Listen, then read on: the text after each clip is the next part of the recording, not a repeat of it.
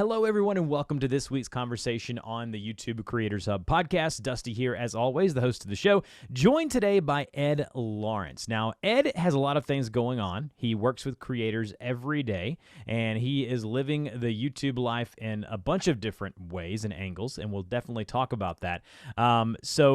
Ed has helped channels go from 0 to 100,000 subs in 6 months, 20x'd channels in 18 months, and helped small creators build and launch simple products to their audience, with the average creator making $10,000 plus in 7 days or less. Ed, how are you doing today?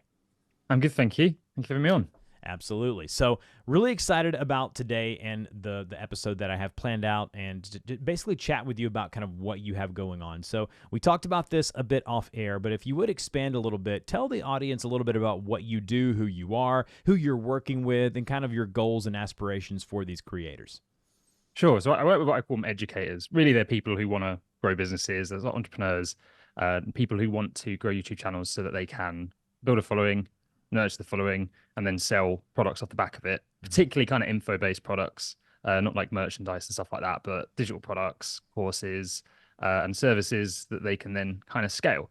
So that's what I've specialized in for the last few years now. So I just help them basically grow followings and generate income online. And you started with a channel called Film Booth. Is that correct? Can you expand on that, kind of what you did and what you learned there, what the channel was about, and then we'll kind of go and jump springboard from that. Yeah, sure. So Film Booth is just a channel about growing YouTube channels.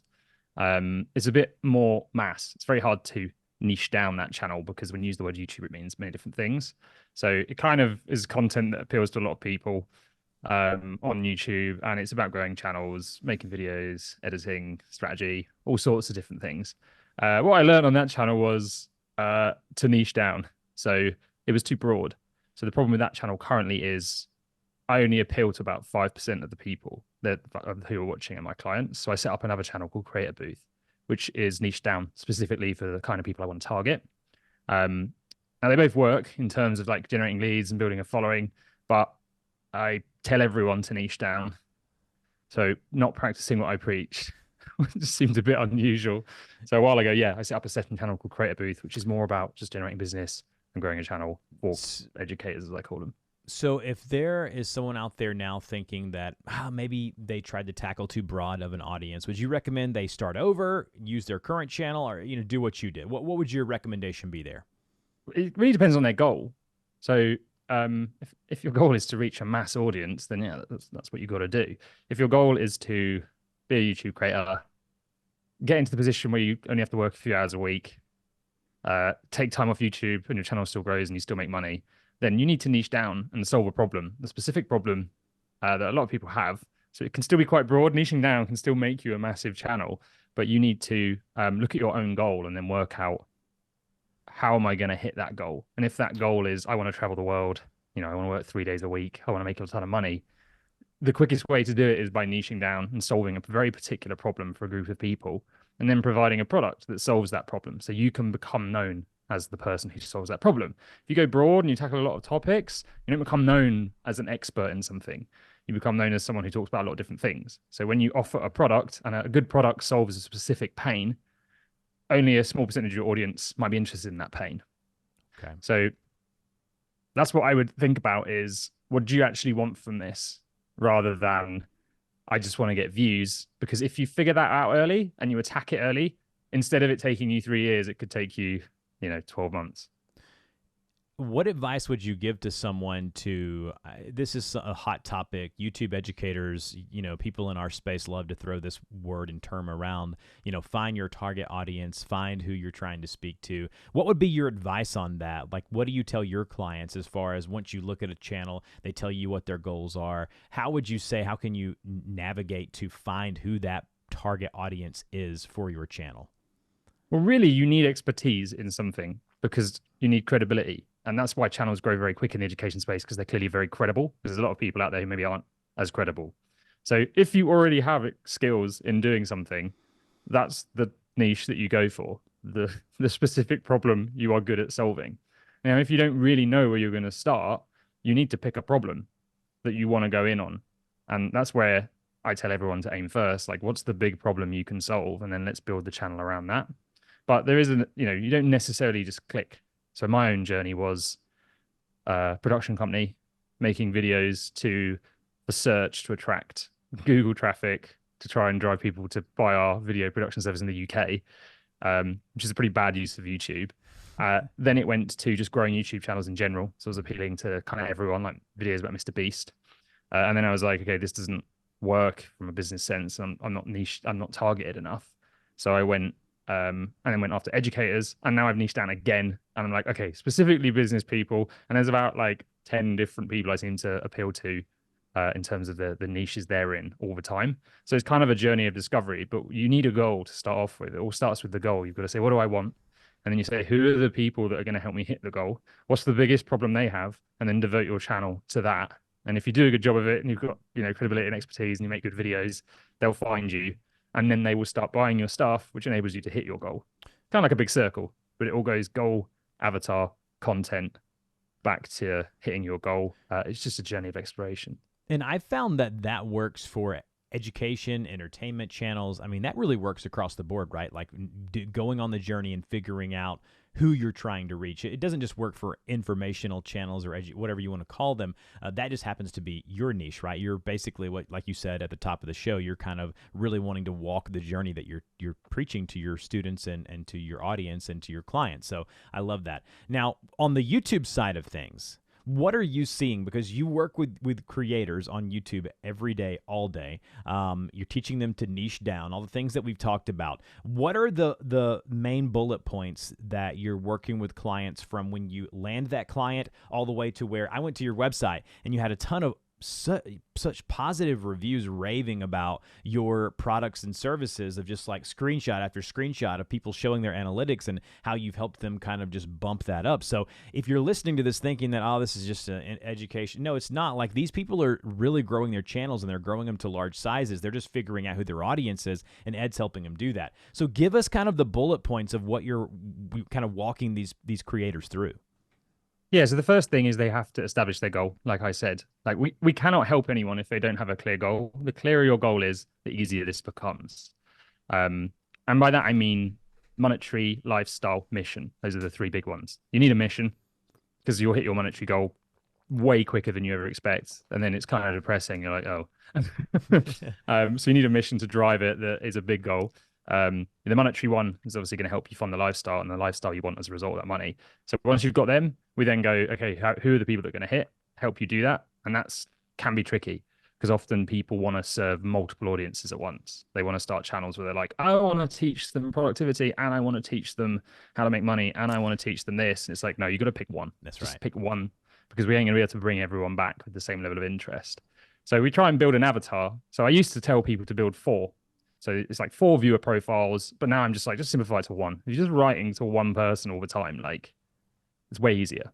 So you kind of build this idea of this person, the problem they have, the fears, the goals, the motivators. And again, this is a journey of discovery, but you can use data on YouTube to start working that out. And then when we've got that, we start to establish what sort of content they'll click on. This is very hard getting clicks. So we do research. We're just trying to find patterns on YouTube, things that clearly get views that audience type would be interested in. And then we create a huge pattern bank, and we then basically ideate titles only based on data that is tied into large amounts of views on YouTube. So you can only ever, if you stick to using this pattern bank, you can only ever really come up with tried and tested thumbnails and titles, which those avatars appeal to. And then we start making, but it's kind of like ready, fire, aim. So we do our best to come up with the best ideas, and then we have to put the content out. And this is where it's not it's not a case of you blow up straight away. It's a case of, all right, let's put stuff out, let's see what happens, let's adjust, let's see what works, what do we make more of? If it works and it pops and more views come in, we make more of that. If it doesn't, we try and work out why. So after that, it's just a case of continually putting out videos, reevaluating. And the more you start to understand what works, the better you understand your audience. And then the more you can tweak your content to work for them. And that's kind of it. Yeah, so that's the basis of kind of what you walk them through and get them to the point of kind of iteration of once they realize who their target audience is, their avatar. They go from that and they start creating the content, and then they double down on what works. I love that. It's a simple process. I've looked into kind of what you do. I've watched a bunch of the videos on the Creator Booth channel, as well as your older stuff, to kind of get where you're coming from.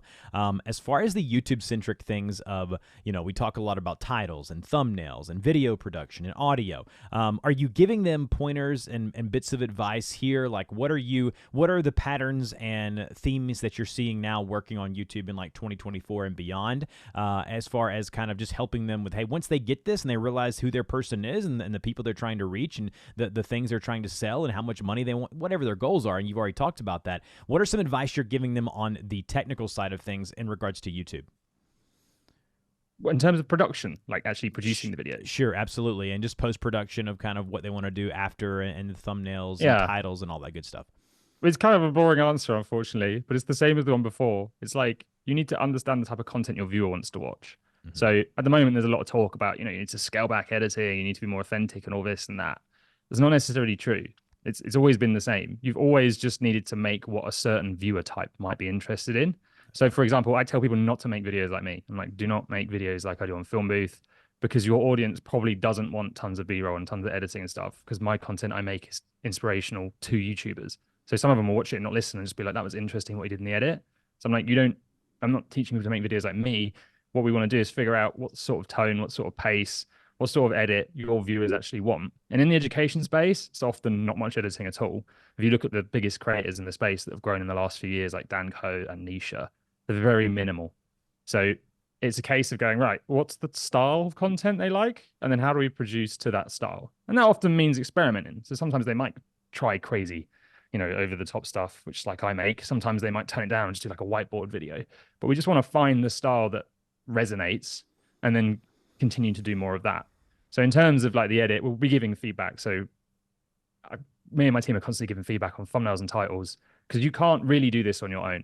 It doesn't work in terms, if you want to get homepage views in particular, the thumbnail and title it's so important to getting views. And even when I'm doing them for myself, I have to have other people help me, because you need people giving you feedback, brainstorming, coming up with ideas. So we spend a lot of time helping them come up with packaging that works, giving them a lot of feedback, go back and change this, this doesn't work, this does.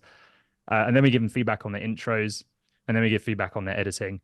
And then stuff like presenting, they can basically ask feedback on anything. So the whole process is around come up with your strategy and then let us, a team of experts, make it better.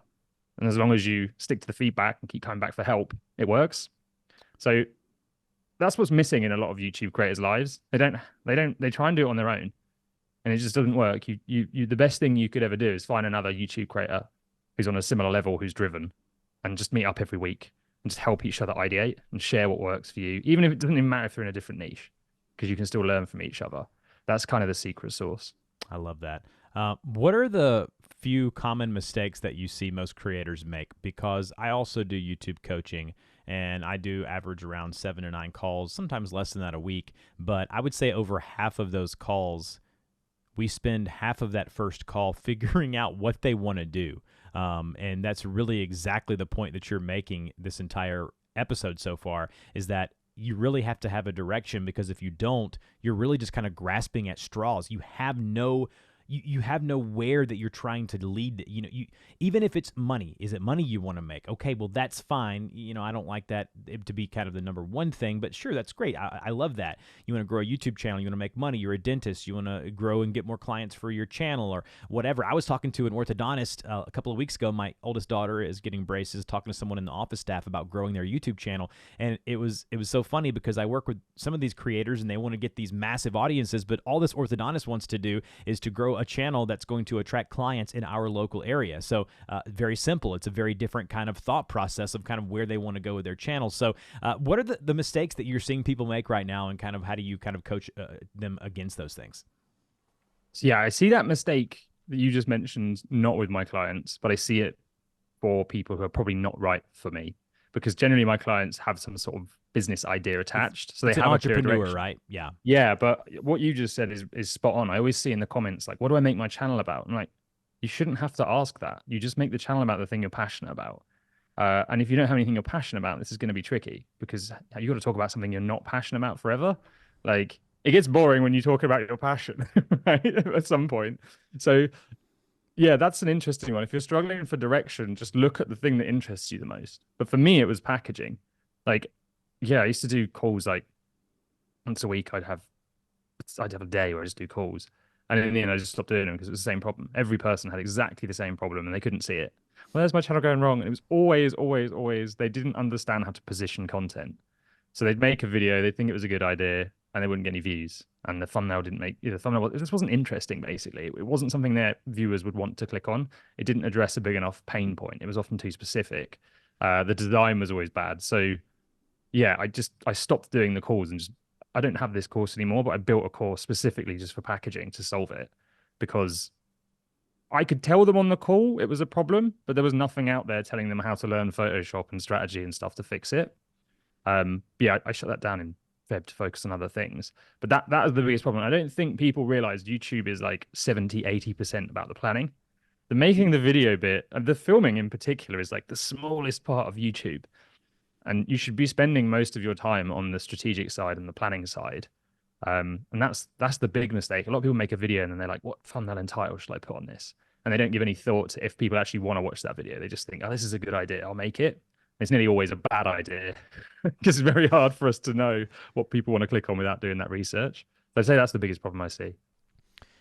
Yes, I did see the courses that you had, and that's kind of where I was scrolling to see all the feedback that you were getting. And I love how you've done the website, and I think a lot of creators can take notes from what you've done as far as having a really good landing page of whatever you're trying to sell, whether it be service, digital product, coaching. I know when I launched my coaching, I thought, well, no one's going to, whatever. And we get around, 15, 20,000 downloads of the podcast, and I had to shut it down because so many people were approaching me. So knowing how much to value yourself at, knowing how much to do all of those things is wonderful. So as far as the other things you were saying about creators not understanding and the different things about the packaging of the thumbnails and things like that, how much of the analytics and data are you looking at? Like, are you diving into the YouTube data with these people? Do you have people on your team who are doing so? And what are the hot buttons that you're looking at as far as like watch time retention, all of those things? Can you kind of talk about the data and analytics side of it? Yeah, so you don't if you do enough research and you do a good thumbnail title, you don't need the data because you just get more views, right? So people spend a lot of time looking at data. They don't really understand it. There's a lot going on in the back end. People think you need a good click-through rate and a good retention, but when you get pushed to an audience, that will drop. So you'll get more views with a lower retention and click-through rate. So people look at their video and they're like, oh, I've got the best click-through rate ever, and I've got no views. And it's like, well, that's because it didn't reach past your core audience who will always inflate your data. So it confuses people. So the thing that we do is we try to remove the confusion because a lot of these guys are business owners. I don't want them distracted looking at hours at data. I just want them trying to grow their business. And so we usually just go by views. And then we say, are the views down? Yes or no? If the views are down and unexpected, then we'll just look at impressions and watch time and click-through rate. And then ask ourselves, okay, was this the core audience? Was this the wider audience? Like, who didn't it take with? There's only really a few options. It will either not take with your initial viewers who YouTube tests it with. I call them core audience. If you're brand new, you won't have that. It's all about new viewers. And then you've kind of got your casual ones who pop in and out, but they're not necessarily watching every video. And then you've got the cold ones. And I just simplify in my brain. I just simplify YouTube down to that because it's too complicated. I go, it's either the core audience haven't enjoyed it or clicked on it, and that means you get really low views. The casual guys weren't that interested, so maybe it'll be like not quite as good of views on launch. Or then the cold just had no interest. You can get a lot of views if you have a big core audience without it breaking out to a cold new viewership. Like I got 100,000 views in a week once, and 2,000 of the views were cold new viewers. The rest were just return because I brought back a load of people who've been watching anyway. So too many people spend too long looking at the data, especially when you're small. It's only really that useful once you start to get lots, like tens of thousands, hundreds of thousands of impressions. When you're small, the wind could blow, your click-through rate could change, and your views could go up 10, which is technically like a 50% increase, right? So you're better off just spending all of your time planning and trying to understand YouTube and patterns and what people click on and how to keep them interested than you are just trying to optimize your data. When you get to a certain size, it's definitely way more powerful, but most people never get to that size. So we're more obsessed with getting the planning right than obsessing over the data. And they're wasting a ton of time too because they're consumed with it. They're like, oh, that 48-hour. People love that, right? That 48-hour real time, like, oh, that's, I normally average 1,000. Now I'm at like 3,000. What does this mean? Why is this happening? And if you don't know where to look, you can waste a whole lot of time as a creator. So the simple things, watch time, CTR, figuring out, it really goes back to knowing who your audience is. Are these, like you said, are they new people? Are they returning? And understanding the metrics behind this is important, and it can help you not only grow your YouTube channel, but grow your business as well. So I could not agree more. I would say if you find yourself going into the YouTube studio a lot, ask yourself before you go in, what am I going to do if I see some data here that I do or don't like? That's and if the answer is nothing, don't go in. Yeah, like you need to go in there with like a response Purpose. of, is there a reason why? It's funny whenever people request it, by the way, like on these coaching calls, they'll say, hey, can you, I'll share my screen. Let's dive into my data and figure out what's going on here. And I mean, I can talk poetically about, this impressions, the number of things, maybe your thumbnails are not working, or maybe your titles are, I can tell them all these things and they don't quite understand it because they're asking me, right? So I have to go into these deep dives. Sometimes it takes multiple calls and they're spending money. So understanding it, having a purpose behind it, I love that. It's a great conversation to have around data. Let's go ahead and transition to monetization. This is one of your big things. You help creators make money. I mean, and that's no wonder you're doing so well and making so much money, because you're helping other people get what they want, which is what the main thing that you're doing. So with that being the case, how are you making money from your YouTube channels? Talk about that. Break it down, even from like things you used to do with the old Film Booth channel. What are the ways that you've monetized, and how would you encourage people to do so on YouTube as a creator? Yeah, okay. So I think everyone goes through the same journey as a creator. They know they need to build the information guys, right? Maybe not. Again, I kind of discount this for entertainment channels because I just don't work with them. That's not my expertise. So if you're a business person or want to be a business person, or you educate, everyone goes through the same journey. They build a channel and then they're like, oh, what do I sell? And there's so many options. It's like consulting, big courses, small courses, digital products, and it's overwhelming. And then people don't know what to price. They don't know how to build it. They're scared to sell to their audience. Like there's a huge amount of fear and overwhelm. So I generally just encourage people to start small, and that's kind of what I did. So the first thing I did was, I think it was like 10,000 views per video, something like that. I just launched a very simple 90-minute live thumbnail workshop where I did a presentation. I sold it for like $35. And I had a very small email list at the time, and I just promoted on the community wall to that email list, and it made like $7,000 in the first month. I was like, oh, that's good. So then I just left a link to it below every video, and I put it up to like $59 because I thought more people bought that than I expected, so it was too cheap. So I just put the price up. And then after that, I was like, okay, that went better than planned. Why don't I build something bigger? And I built like a small course. I still called it a workshop, and I charged, that was about establishing your avatars, and I think I charged $149 for that, and I launched it. And in the first month, it made $32,000, and I was like, okay, this went way better than planned. Like, this was too cheap. Like, if people are spending that with me, I need something way bigger. They obviously trust me a lot.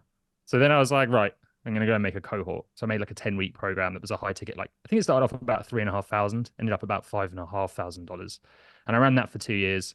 Every quarter, sold out. I just used to send one or two emails to my list, and it would sell out within a few weeks. And I used to cap it at like, started at 25, and then I ended up capping it at 40. The last one I did. The more I did it, the quicker it sold out. And the more expensive I made it, the quicker it sold out, which is the exact opposite of what you think. But for me, it was just a case of trying stuff, because there's so much. And then, oh, sorry, I've got some other stuff. Then what happened was, because I had this thing that I would sell every quarter, I would generally have a month where the revenue was lower. So I was like, I don't want that. So I came up with another product with the idea that it was like $1,000. It was a thumbnail course and feedback community. And I thought, I'll just push that in the month where I'm not making big money, so that every month I can make big money. And that was the plan. And I did that for a year with those load. And then basically I realized that I had 3 products or 4 products. There was another one I put in as well, just testing stuff, basically trying to work out what direction I wanted to go in. Because I'd realized that once you get to a certain size on YouTube, it doesn't matter what you sell. You will make money if you can do good copywriting and landing pages and marketing and come up with a good offer. If you can do that, no matter what you sell, will sell. So I was like, okay, what do I want to do? What's the thing that will give people the best result? And I like service. And I was like, it doesn't work for me to try and get thousands of people into a product. because I can't service them. Mhm. So I spent a year rewriting just like non-stop all day. It was like 300,000 words, my products into one. And then I launched that at the end of May. Sorry, March 20th. So it was about 6 weeks ago. I did like a soft launch to an email list, and then charged more for that. And then, yeah, that went really well. But it was a journey of like just experiment and see what happens. Yeah, Because I trial and believe in error. like optimization more than launching. So a lot of people do these big launches and they're like, oh, I really want to make as much money as fast as I can. Mine is more based on launch it. Don't put all your hopes in it, because if you've got the landing page wrong or you've positioned the offer wrong, it doesn't mean the product sucks and no one wants it. It means that you can tweak it and make it better in terms of marketing.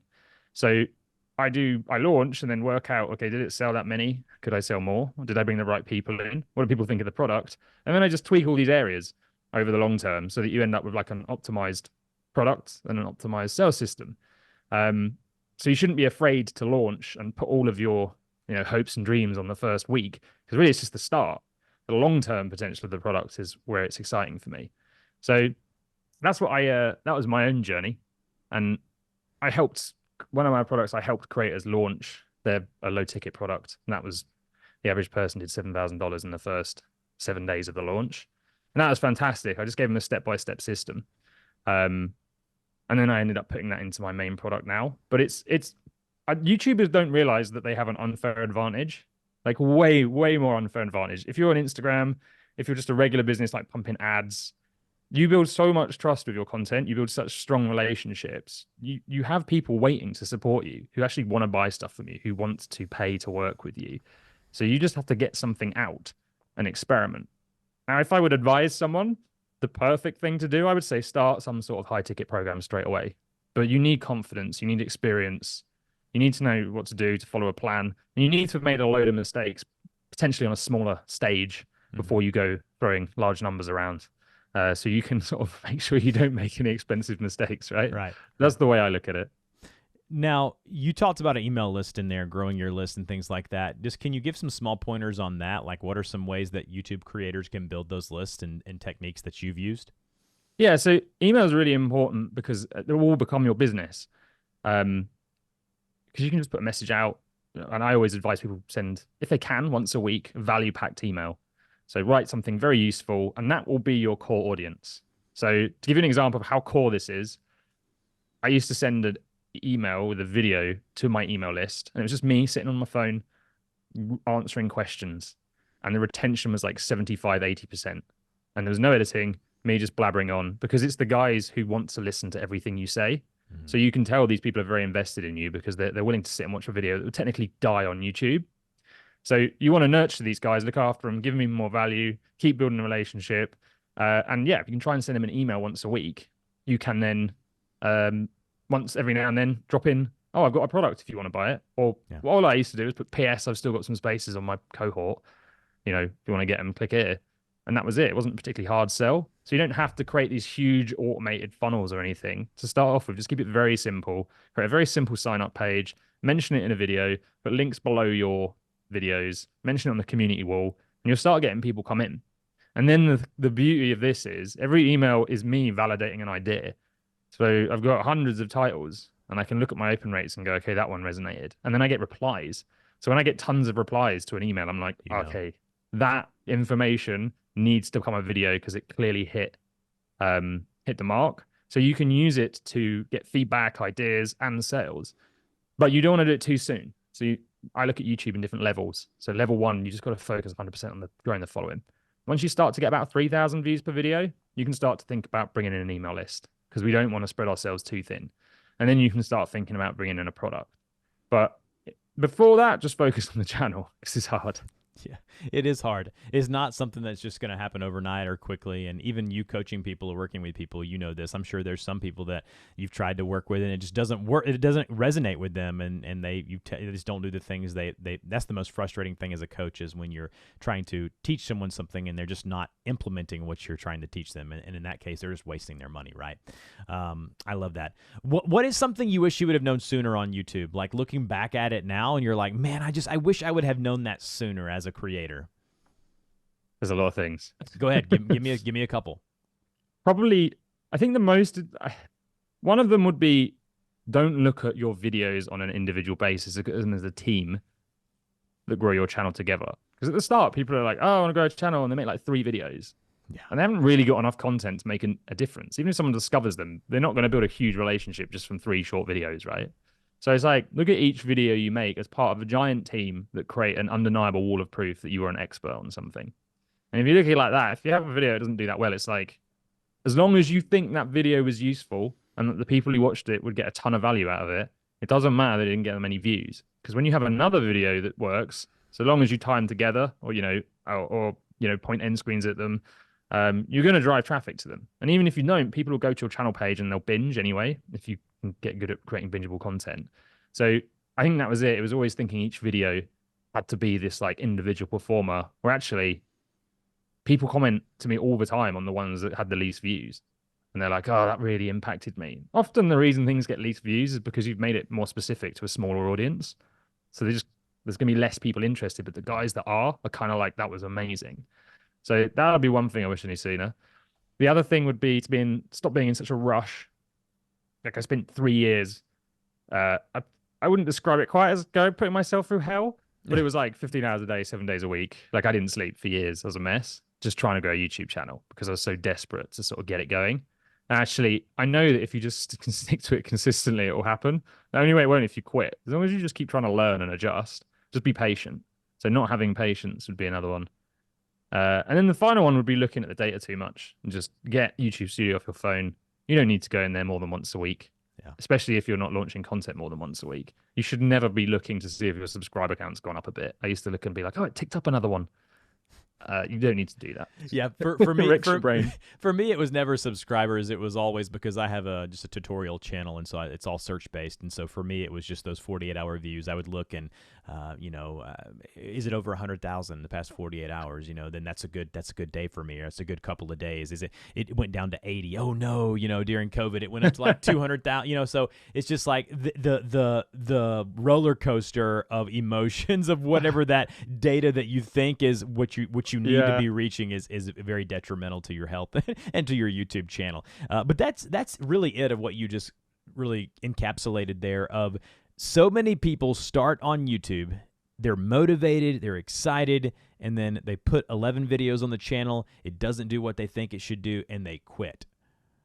And then a lot of people that approach me on social media, well, I'm coming back after like 3 years, and I go and I look at their history, and I can tell on their channel that they've started this thing 2 or 3 different times, and they've tried to do it, and they've just fallen off every single time.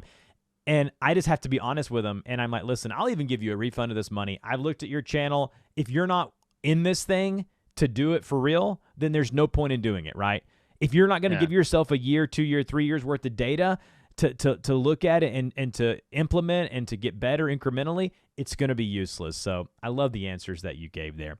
As we get close to kind of closing out the interview, because I do like to keep them around 30 to 40 minutes, what would be some advice for creators, like people starting or growing, wherever they may be on the journey of YouTube, of just like things that you don't hear very much that YouTube educators are, all the common things we hear, but what is some specific advice that you would give the people listening to this show, knowing that my target audience are creators looking to start, grow, or monetize a YouTube channel? What would you say to them?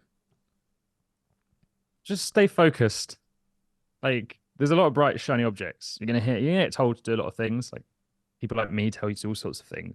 Really, all you just need to do is, if you really want to grow a YouTube channel, don't be trying to grow an Instagram channel. Don't be trying to grow a Twitter. Just give 100% of your focus to one goal. And if you can do that, it will work. If you are spread all over the place, it's never going to work. And I think that's one of the things I'm always telling my clients to do is like, shorts, should I make them? No. If that won't help you hit your goal, it's an instant no. Yeah. Should I reply to this comment? Is it going to help you hit your goal? No. Get rid of it. You should have as much focus on that one goal as you possibly can. So one thing I get people to do is write down absolutely everything they want to do or they think they need to do, and then put it in a column. You have the 2x column, which basically means it's a 2x task. The most it'll ever do is move you 2x forward, and then you have the 10x top column. So you work out, okay, editing. Editing is never a 10x task. It's always a 2x task because someone else can do it better than you or will save you time so that you can then put that into ideation and strategy. So I get them to write everything, literally everything. It'll be like, I always wanted to start a podcast, should interview anyone, and then say just put the things that will 10x you towards that goal we've established at the start.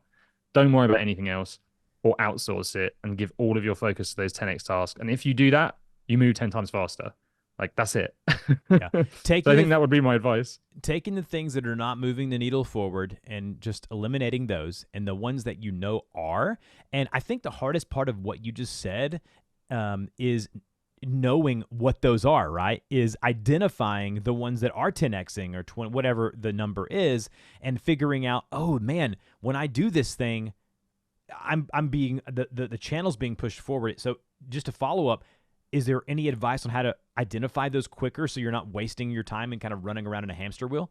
Yeah, the big ones, if you want to grow a YouTube channel, the ultimate 10x task you can learn is writing and copywriting. Yeah. Because you need to learn to hook people and you need to learn retention. But when you learn how to write, you don't just learn how to make a video. You learn how to write a social media post. You learn how to write an email for email marketing. You learn how to write sales copy. You learn how to write a job description. And if you like the system I teach, you can apply everywhere. So although it might not seem like it at that stage where you're just writing YouTube scripts, by the time you come to the position where you're ready to make a product, you have absolutely everything ready. It's the way I look at it is like bike gears, right? When you have a low gear, you're pedaling as fast as you can and the bike doesn't move that much. Mm-hmm. Writing is like putting it on 15th gear. You do one rotation of the wheel and it moves you 20 meters. So if you can master writing, that then can be applied to all the powerful areas that actually make you money in the long run. Yeah.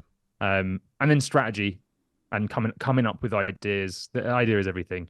Those are the two most important for those are the 10x ones. That's powerful. Copywriting and writing is something I wish I would have worked on ages ago. It's something that now I love writing every day, whether it be for the email list or whether it be for a video or a social post. Or being a better writer also allows you to be a better speaker and communicator. As you are learning how to do things like that better, you're becoming better as a presenter, which in turn helps you. And you're right, that goes to the 10x of what you're talking about. This is helping you with story writing and socials and all of that. I love that. So, all right, guys, we're going to close out now. We might do a part 2 of this episode because I feel like Ed and I could speak on this stuff for another hour if we needed to.